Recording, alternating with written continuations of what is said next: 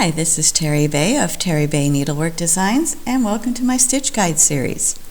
If you have any questions, you can contact me at either of the places you see here. This is my website, and this is my email. So feel free, if you have any questions, to get a hold of me. Today we are going to start with the Hardanger filling. Today we're going to start with the very basics, wrapping the bars. So this isn't actually the filling stitch, this is what we do to the bars before we do the filling stitch. This one is going to be wrapped bars and the next one will be woven bars. So here I've got a basic grid pulled out.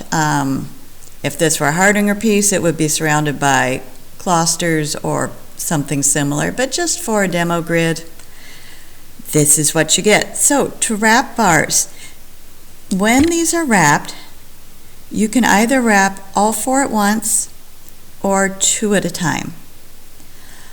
Most commonly is two at a time, though some fillers wrap four at a time. I'll show you two first and then four.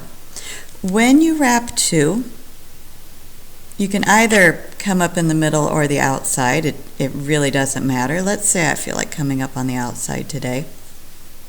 All right, so I've come up right next to my fabric threads that need woven, and I'm just simply going to put my needle under the first two threads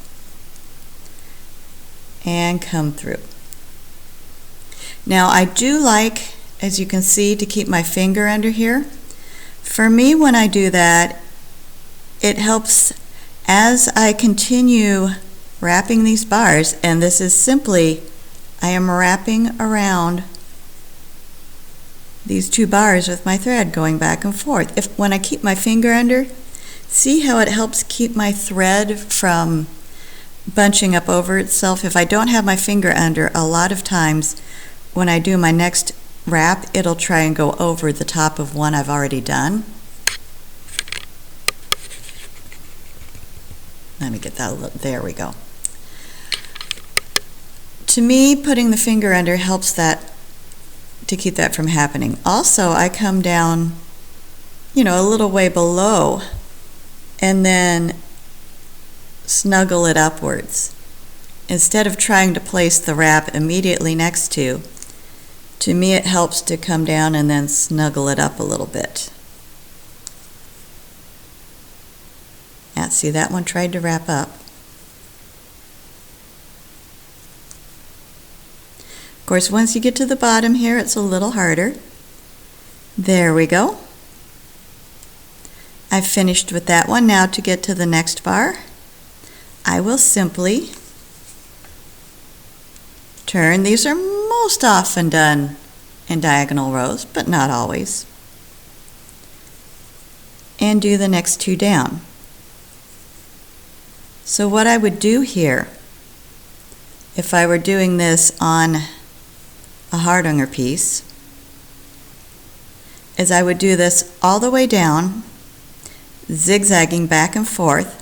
When I got to here, I would turn around and come back and do the other two threads.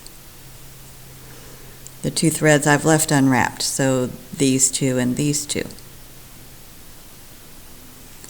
As it is, I'm just going to do this one in twos and then show you the next one in fours. So for me, and that one went over, so I come back and then snuggle it up. If you see, I don't know if you can see, but I've got a tiny little gap there. It's really hard to see, but trust me, it is. So I'm going to put my needle down between the two fabric threads and push my wraps up that way.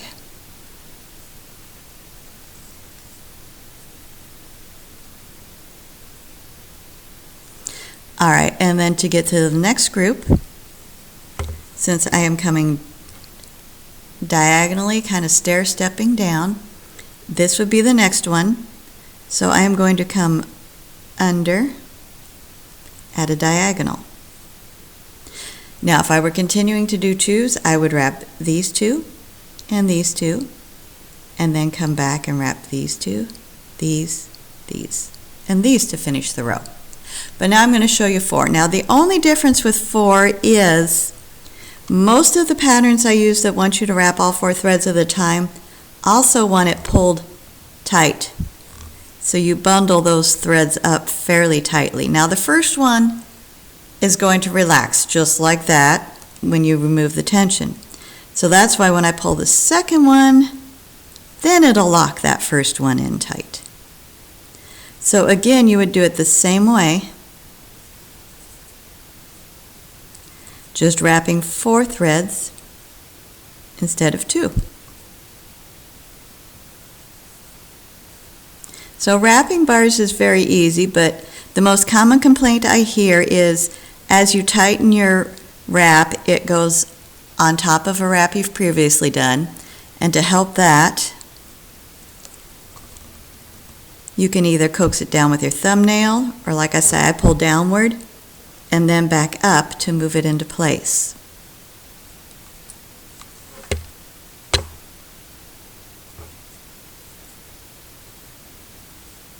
So showing you down here with this last one. So the first one relaxes, but then when you do the second, snugs it up, tightens it up. And I also think when I keep my finger underneath, it helps me when I do my pulling and everything to not totally distort the threads around. Now you see, of course, since I have fingernails, love my nails, I do catch these other threads and shove, just push them back up. This really is, yeah, I know my hand's getting in the way. I'm sorry. It really is fairly easy to do. So that's why I'll move it out. So the main thing is the technique to keep your threads from wrapping up over each other. And that is to pull downward a little bit and then back up to snuggle. And to keep that finger under there to keep my grid from distorting and to just help hold my threads in place. All right. How much do you wrap? That's the other thing. You want to wrap it like I've done until the bars are completely filled, but you don't want to overpack them to the point that your bars start to bow unless the pattern calls for it. There are a couple stitches that you do want to overpack them and make them bow. And if the directions tell you to do that, then do it. If they don't tell you to do that, you should try and keep them so they are nice and firmly packed but still stay straight. Alrighty, so that is wrapped bars, a pretty quick and easy one there. I hope you enjoyed it and thank you for watching.